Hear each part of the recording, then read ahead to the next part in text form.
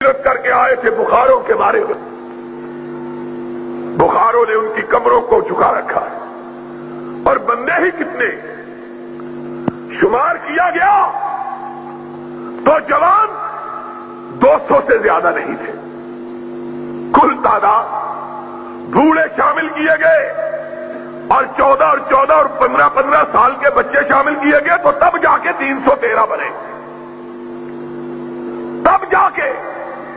لیکن اس وقت بھی جبکہ صرف 313 تھے, نہ خوف تھا, نہ دہشت تھی, نہ دشمن کا رعب تھا, نہ مخالفوں کی ہیبت تھی.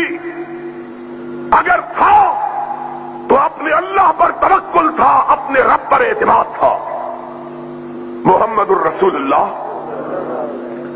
صلی اللہ علیہ وسلم کو علم ہوا دشمن بڑا لشکر لے کے آیا مدینے والوں کو مٹانے کے لیے.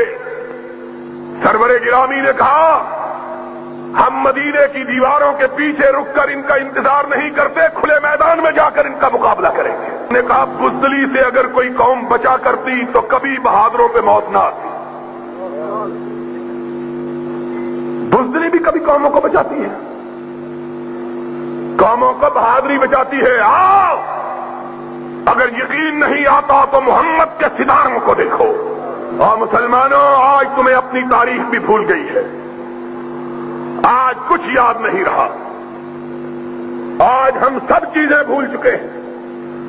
آج ہم نے کفر کو اسلام اور اسلام کو کفر بنا دیا ہے. آج خرد کا نام جنو اور جنو کا خرد رکھ دیا ہے. ان کا حال دیکھو ذرا. یہ مسلمان ہیں جنہیں دیکھ کے شرمائے یہود. کیا مسلمانی ہے؟ تم ہنستے ہو, کعبے کے رب کی قسم رونے کی بات ہے, رونے کی بات ہے, رونے کی. جب 313 تھے تو ڈرے نہیں تھے, جب 313 تھے تو, اور اب 10 کروڑ ہیں اور منہ پتیلے جتنے بڑے ہیں. 10 کروڑ. لیکن کونین کے تاجدار نے کہا تھا, کونین کے تاجدار نے کہا تھا F-16 بھی ہیں, F-15 بھی ہیں, معراج بھی ہیں, مگ بھی ہیں, لڑتے نہیں.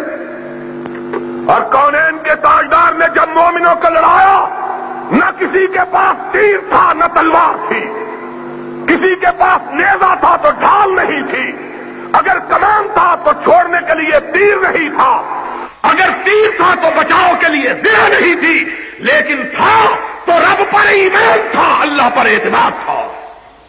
اور انہی کے متعلق اقبال نے کہا تھا کہ کافر ہے تو شمشیر پہ کرتا ہے بھروسہ, اور مومن ہے تو بے تیز بھی لگتا ہے.